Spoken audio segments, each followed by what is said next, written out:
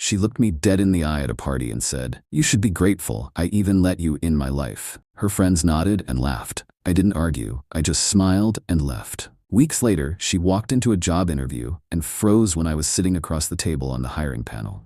There are certain moments in life that act as a system reboot. Everything freezes, the screen goes black for a second, and when it comes back on, the entire operating system has changed. For me, that moment came at a loud, overcrowded party, holding a lukewarm beer I didn't even want. My girlfriend of 8 months, Amelia, was the center of attention, as always. She was beautiful, vibrant, and possessed a level of confidence that could power a small city. I'm a pretty low-key guy. I run the operations department for a mid-sized tech firm. It's a demanding job, but I don't wear a suit, and I don't talk about it much. I think Amelia interpreted my quiet nature as a lack of ambition. To her and her friends, a flock of aspiring influencers and marketing gurus, I was just the stable, slightly boring boyfriend, the reliable background character in the movie of her life. We were in a circle with her friends when one of them started gushing about how lucky Amelia was to have me. "He's so good to you," the friend said. "He literally redid your entire website for you." Which was true. I'd spend about 40 hours of my free time fixing the buggy, amateurish website for her personal brand consultancy, which was essentially just her Instagram account. Amelia took a sip of her wine, tossed her hair back, and looked me dead in the eye. There was no humor in her expression, just a cold, hard assessment. "You should be grateful I even let you in my life," she said. The statement dropped into the conversation like a stone. Her friends, after a split second of stunned silence, started nodding and laughing in that sycophantic way they had. They were validating her, reinforcing her belief that she was the prize and I was the lucky contestant who'd somehow won her. I didn't argue. I didn't get angry. I didn't say a word. A strange clarity washed over me. All the little red flags I'd been ignoring, her constant subtle digs about my job, her entitlement, the way she treated service staff, they all suddenly snapped into sharp focus. This wasn't a partnership, it was a monarchy, and I was just a subject. So I smiled, a small, tight smile that didn't reach my eyes. I raised my beer bottle to her in a mock toast, took one last sip, and set it down on a nearby table. "Excuse me," I said to the group. Then I turned, walked through the crowd, out the front door, and never looked back. I walked the 2 miles back to my apartment. By the time I got there, my phone had a few missed calls and a series of texts from her. "Where did you go? That was so rude. Are you seriously mad about that?" It was a joke. It wasn't a joke. It was a mission statement. I typed out a single reply. "I'm not mad, I'm grateful. You've made it very clear where I stand. All of your things will be boxed up and sent to your parents' address by the end of the week. I wish you the best." Then I blocked her number. I blocked her on every social media platform. I deleted every picture of us from my phone. It was a clean, swift amputation. She thought her presence in my life was a gift. She was about to find out that her absence was a promotion. And in a few weeks, she was going to learn a very hard lesson about whose life she should have been grateful to be a part of. The universe has a funny way of balancing the books, and I had a front row seat on the audit committee. Update 1. It's been about a month since what my friends now refer to as the Gratefulness Gala. Thanks for the support on my first post. A lot of you said a clean break was the only way to go, and you were 100% right. There's a strange peace that comes from excising a toxic person from your life so completely. It's like cleaning out your garage. You didn't realize how much useless junk was cluttering up the place until it's gone. As promised, I had all of Amelia's belongings professionally packed and shipped to her parents' house in the suburbs. I got a single, furious email from her a week later. I'd forgotten to block her email, which was a novel-length tirade about how I was a coward and a sociopath. She accused me of throwing away something amazing over one little comment. It wasn't one little comment. It was the tip of a very large, very ugly iceberg. I replied with a single sentence, "Noted. Please direct any further correspondence to my lawyer," and then created a filter to send any future emails from her directly to the trash. Life moved on. I focused on my work. My company, Innovate Dynamics, has been in a massive growth phase. We specialize in creating custom logistics and operational software for large-scale retail and e-commerce businesses. It's a niche, high-stakes field, and we're very, very good at it. I've been with the company since it was a 5-person startup. Now we're over 200 employees, and I, as the director of operations, am one of the key decision makers. I helped build this place. Amelia never knew any of this, not really. When she'd asked what I did, I told her I run operations for a tech company. She heard tech, and probably pictured me in a cubicle fixing printers. She never asked for details, never showed any interest. Her eyes would glaze over if I ever mentioned work. She had no idea about the scale of the company, my position in it, or my equity stake. To her, my job was just the thing that paid for her expensive dinners. This lack of curiosity was about to become a major problem for her. About 2 weeks ago, my head of HR and my lead project manager came into my office. They wanted to get my final approval on a job description before they posted it. We were creating a new, senior-level position, Client Integration Specialist. This wasn't a sales job, it was a high-level client relations role. The person would be the main point of contact for our biggest accounts. We're talking Fortune 500 companies. They needed to be impeccably professional, detail-oriented, a strategic thinker, and above all, humble enough to understand that our client's success was our only priority. The salary package was substantial, well into the 6 figures with significant performance bonuses. We posted the job and the applications flooded in. Last week, my HR director, a sharp woman named Carol, sent me the shortlist of the 5 candidates they had selected for the final round of interviews. As part of our company culture for a role this critical, the final interview is conducted by a panel that includes the department head, me, the direct manager, and HR. We like to get a 360-degree view of the candidate. I opened the file with the 5 resumes. I was just skimming the names: David Chen, Michael Thompson, Sarah Rodriguez, Amelia Peterson. I stopped. I actually laughed out loud. There, on my screen, was the resume of my ex-girlfriend. It was creative. She had rebranded her personal branding consultancy into a legitimate-looking freelance career. She'd listed her work on her own website, the one I built, as a major project. She'd even managed to get a few small clients since I'd kicked her out. It was polished, full of buzzwords, and just convincing enough to get past the initial screening. My first thought was to recuse myself from the interview. It was the HR-approved, professional thing to do. But then I thought about her words. "You should be grateful I even let you in my life."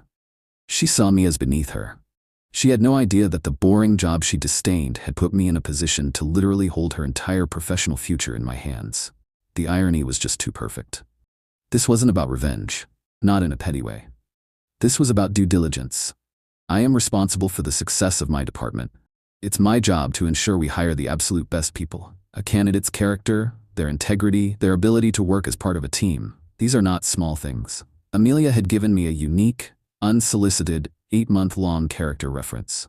It would be irresponsible of me not to use that data. I told Carol that I knew one of the candidates personally from a few years back, but that I was confident I could remain impartial. She accepted that, and we scheduled the interviews for next week. So, in 3 days, Amelia is going to walk into our corporate headquarters for what she thinks is the job interview of her dreams. She's going to be prepped and polished, ready to sell herself as the ultimate professional.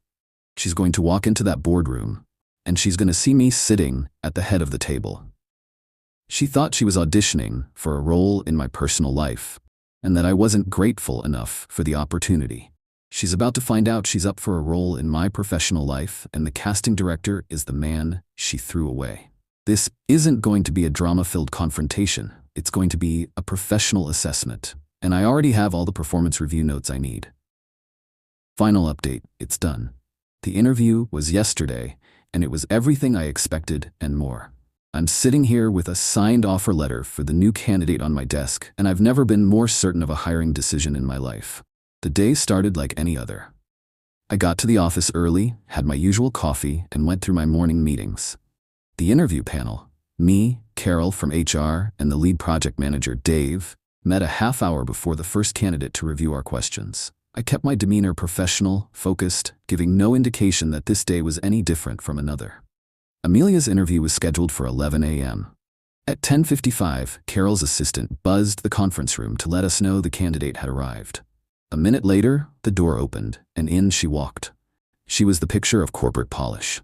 She was wearing a sharp, tailored suit, her hair was perfect, and she had a portfolio clutched in her hand. She walked in with that signature confidence, a bright, practiced smile on her face, ready to charm. She shook hands with Carol, then with Dave.